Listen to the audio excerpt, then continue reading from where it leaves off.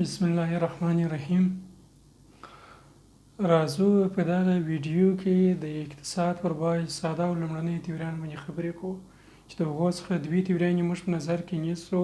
په دغو باندې غواړو چې کار وکړو چې یوه د ابسولوټ اډوانټیج یا د مطلق مزیت تیوري ده، دوهم چې د کمپیریټیو اډوانټیج یا د نسبي مزیت تیوري ده. لومړی په دې ویډیو کې راځو د مطلق مزیت یا ابسولوټ اډوانټیج باندې خبره کوو.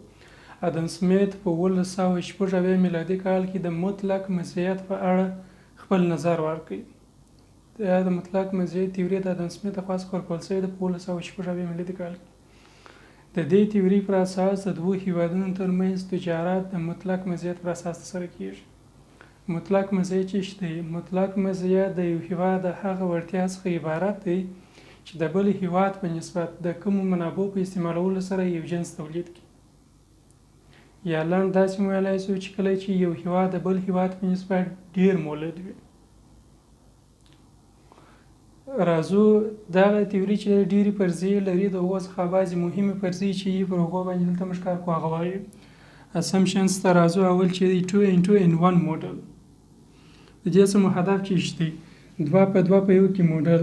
اول دوه څه هدف دا دی چې په دې تیوري کې موږ دوه جنسه په نظر کې نیسو. د دوهم دوه څه هدف دوه هیواد دی. د یو څخه مطلب د تولید یو عامل دی چې هغه موږ کارګر په نظر کې نیسو.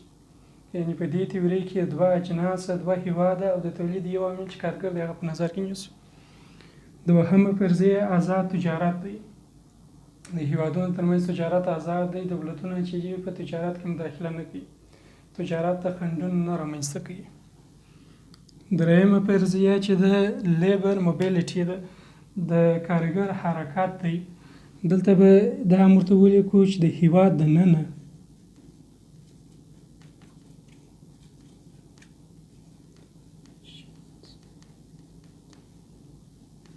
یعنې کارګر کولی شي چې د هیواد دننه د یوه صنعت څخه بل صنعت ته حرکت وکړي، ولاړ شي، انتقال شي، مګر د یوه هیواد څخه بل هیواد ته حرکت نشي کولی.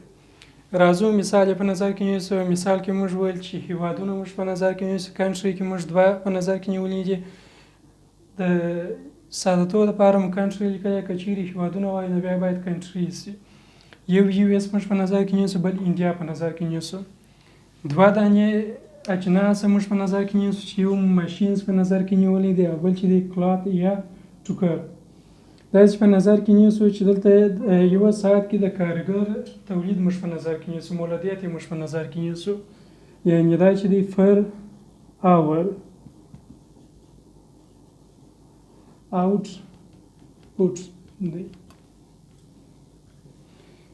دا چې په نظر کې نیسو چې د US یو کارګر چې دی په یوه ساعت کې کولی شي چې 10 ماشینه تولید کړي.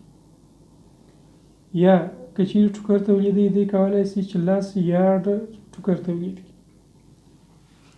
که انډیا ته راځو، د انډیا داسې په نظر کې نیسو چې یو کارګر یې کولی شي په یوه ساعت کې 8 ماشینه تولید کړي. او یا که چیرې ټوکر تولیدوي نو داسې په نظر کې نیسو دی کولی شي چې 14 یارډ ټوکر تولید کړي. اوس موږ ویلی چې د مطلق مزیت تیوري دا وایي چې کوم هیواد زیات مولد دی. اوس موږ په دا ځای کې راځو US او انډیا چې د مقایسه کوو، یوازې د ماشینونو په تولیدولو کې سره مقایسه کوو، بیا د ټوکر په تولیدولو کې ګورو چې په یوه ساعت کې د دغو دوو هیوادونو کوم کارګر زیات تولید کولی شي. د US کارګر چې دی په یوه ساعت کې 10 ماشینه جوړولی شي او د انډیا یې کې 8. نو په دې ځای کې موږ وینو چې پخپله د US د کارګر تولید چې دی زیات دی، 10 ماشینه دی. نو موږ وایو چې US چې دی مطلق مزیت لري د ماشینونو په تولیدولو کې تر انډیا. د ټوکر تولیدولو ته که چیرې راځو، د US یو کارګر کولی شي چې په یوه ساعت کې 10 یارډ ټوکر تولید کړي، خو د انډیا کارګر بیا کولی شي چې په یوه ساعت کې 14 یارډ ټوکر تولید کړي. نو موږ وایو چې د ټوکر په تولیدولو کې بیا انډیا چې ده مطلق مزیت لري. د دې کې مطلق مزیت د تیوري پر اساس US به راولاړېږي د ماشینونو په تولیدولو کې به تخصص کوي، ماشینونه به تولیدوي. انډیا به راولاړېږي باید راشي ټوکر تولید کې، ټوکر په تولیدولو کې تخصص وکړي، وروسته یې د بل سره تجارت وکړي چې د تجارت په نتیجه کې به هم US ګټه وکړي او هم به انډیا. د نن ویډیو تر همدغه ځایه پورې مننه.